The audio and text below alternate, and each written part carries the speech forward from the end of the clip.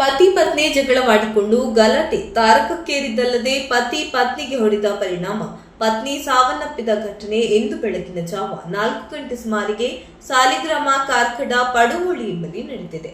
ಪತ್ನಿ ಜಯಶ್ರೀಗೆ ವಿಪರೀತ ಮೊಬೈಲ್ನಲ್ಲಿ ರೀಲ್ಸ್ ಮಾಡುವ ಚಟ ಇದ್ದು ಆನ್ಲೈನ್ ವ್ಯವಹಾರದಲ್ಲಿಯೂ ನಿರತರಾಗಿದ್ದು ಇದರಿಂದಾಗಿ ಪ್ರತಿದಿನ ಗಂಡ ಹೆಂಡತಿ ನಡುವೆ ಜಗಳವಾಗುತ್ತಿತ್ತು.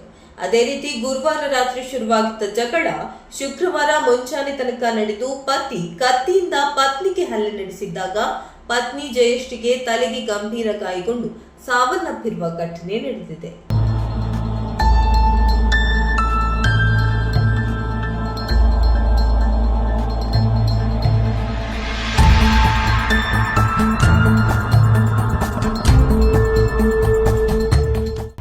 ಇವತ್ತಿನ ದಿವಸ ಬೆಳಗ್ಗೆ ಕೋಟಾ ಪೊಲೀಸ್ ಸ್ಟೇಷನ್ ವ್ಯಾಪ್ತಿನಲ್ಲಿ ಒಂದು ಕೊಲೆ ಪ್ರಕರಣ ದಾಖಲಾಗಿದೆ.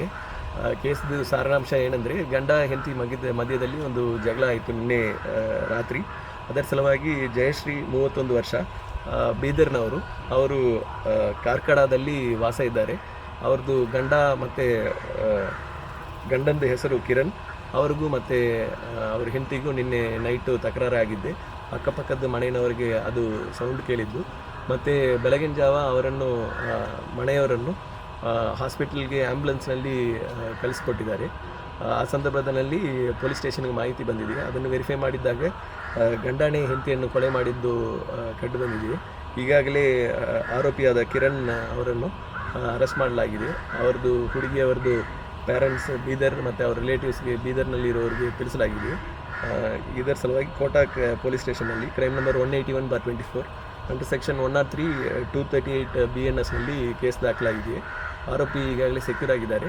ಮುಂದೆ ಅವರಿಗೆ ನ್ಯಾಯಾಲಯದಲ್ಲಿ ಪ್ರೊಡ್ಯೂಸ್ ಮಾಡಿ ಮುಂದೆ ಕಾನೂನು ರೀತಿಯಲ್ಲಿ ಅವ್ರ ಮೇಲೆ ಕ್ರಮ ತಗೊಳ್ಳಲಾಗುತ್ತದೆ. ಹಾಯ್ ಅಮ್ಮ. ಹಾಯ್. ಇವತ್ತು ನನ್ನ ಫ್ರೆಂಡ್ ಒಬ್ಳು ಅವ್ರ ಅಮ್ಮಂಗೆ ಸರ್ಪ್ರೈಸ್ ಗಿಫ್ಟ್ ಕೊಟ್ಲು ಗೊತ್ತಾ? ಬರ್ಡೇನಾ? Special day. ಏನ್ ಗಿಫ್ಟ್ ಕೊಟ್ಲು?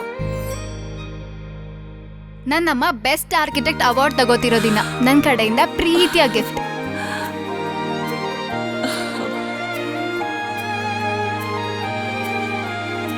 ಮುಳಿಯಾ ಜುವೆಲ್ಸ್, ಸೌಂದರ್ಯಕ್ಕೆ ಸಾಂಪ್ರದಾಯಿಕ ಕೊಡುಗೆ. ನಿಖರ ಸುದ್ದಿ, ಸದಭಿರುಚಿಯ ಕಾರ್ಯಕ್ರಮ. ನೀವು ನೋಡ್ತಾ ಇದ್ದೀರಾ ಕಹಳೆ ನ್ಯೂಸ್, ಸಮಾಜದ ಜಾಗೃತಿಗಾಗಿ ವಸ್ತುನಿಷ್ಠ ವರದಿ.